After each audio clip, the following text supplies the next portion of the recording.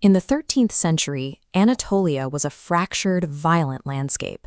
The once dominant Seljuk Empire had collapsed under Mongol invasions, and to the west, the ancient Byzantine Empire was steadily rotting from the inside. Between them lay a massive, lawless power vacuum. Into this void stepped a minor chieftain named Osman. He led a small, relatively insignificant band of nomadic Oghuz Turks. By all logical metrics, Osman's tribe should have been swallowed up by larger rivals, or crushed by the shifting borders. Yet this tiny faction survived, expanded, and eventually built a superpower that lasted 600 years. How? To hear the Ottomans tell it centuries later, it was divine providence. They engineered a foundational myth known as Osman's dream.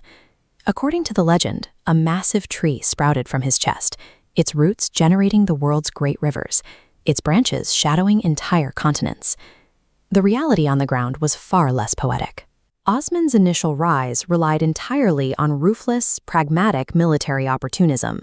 He positioned his fighters right on the edge of the dying Byzantine state, absorbing their territories town by town and recruiting rival fighters who wanted in on the spoils. Opportunistic raiding might win you a few border forts, but it won't hold an empire together. To convince a nomadic tribe that they are meant to rule the world, you have to sell them a mythological destiny. Over the next century, the Ottomans traded their nomadic tents for stone capitals. They captured major Anatolian hubs like Bursa, established a centralized government, and then crossed the Dardanelles, pushing deep into the European Balkans. Their crowning military achievement, the moment that permanently locked them in as a global superpower, came in 1453. Sultan Mehmed II breached the unbreakable walls of Constantinople. Taking the Byzantine capital forced a massive operational upgrade. You cannot run a metropolis of that scale with the tactics of a raiding warband. The Ottomans overhauled their administration, officially transforming from a scrappy frontier state into a highly centralized, bureaucratic empire. By the 16th century, their military engine was terrifyingly efficient. Utilizing highly disciplined elite infantry known as the Janissaries, continuous Ottoman campaigns pushed their borders outward until they straddled Europe, Asia, and Africa. A relentless military apparatus is highly effective at conquering vast, diverse territories. But as the Ottomans quickly realized, swords are far too blunt an instrument to successfully govern them. Expanding into Europe and the Mediterranean brought a massive demographic challenge.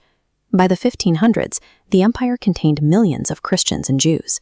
In many key regions, these non-Muslim subjects vastly outnumbered the ruling Turks. To manage this, the Ottomans developed the millet system, a decentralized hierarchy. The Sultan connected directly to separate, self-governing religious communities. These non-Muslims were granted religious freedom and managed their own courts. In exchange, they paid a special tax called the jizya. This hands-off pragmatism prevented mass rebellions. It allowed diverse populations to trade, build, and thrive without feeling an existential threat from the state, fostering a bustling and highly cooperative society. The brilliance of the millet system was one of pure administrative leverage. It took a massive, multi-ethnic population that could have been a fatal liability and engineered it into the empire's greatest economic asset. In 1517, Sultan Selim I turned his army south, executing a massive campaign into Arab lands. He conquered Egypt and, crucially, took control of Mecca and Medina, the holiest sites in the Islamic world. Following this conquest, the Ottomans made an incredibly audacious political play. They formally claimed the title of Caliph, the universal spiritual leader of all Sunni Muslims everywhere. This sparked immediate theological controversy. For centuries, classical Islamic law held a strict requirement. The legitimate caliph had to be an Arab descendant of the Prophet's own tribe, the Quraysh. The House of Osman were Turkic outsiders. By traditional metrics, their claim was entirely illegitimate. So the Ottomans engineered a new justification.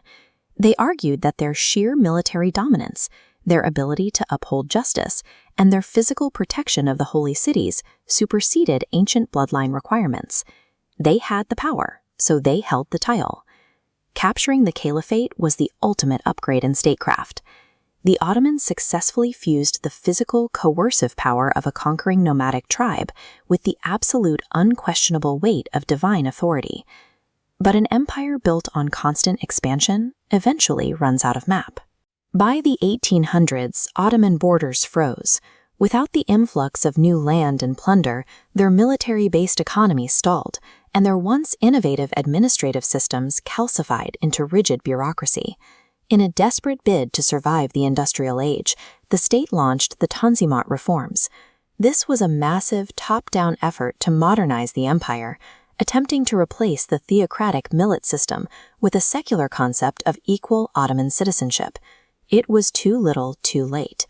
By 1914, the crumbling empire dragged itself into World War I. Facing a vastly superior industrial enemy, the state attempted to wield its engineered religious authority one final time. Sultan Mehmed V issued a global proclamation of jihad against the Allied powers, hoping to trigger uprisings among Muslims in British and French colonies. It spectacularly failed. The religious branding that had unified the empire for centuries simply could not overwrite the political and national realities of a modernized world. The immediate aftermath saw British-backed Arab revolts shatter the empire's remaining southern territories. By the 1920s, the Ottoman dynasty was deposed, the caliphate was completely abolished, and a secular republic rose in its place. The Ottoman Empire didn't survive for 6 centuries because of a single decisive battle or a lucky geographic start. Their endurance proves that lasting superpowers are built through the continuous, pragmatic engineering of governance, military force, and the stories they tell to justify their right to rule.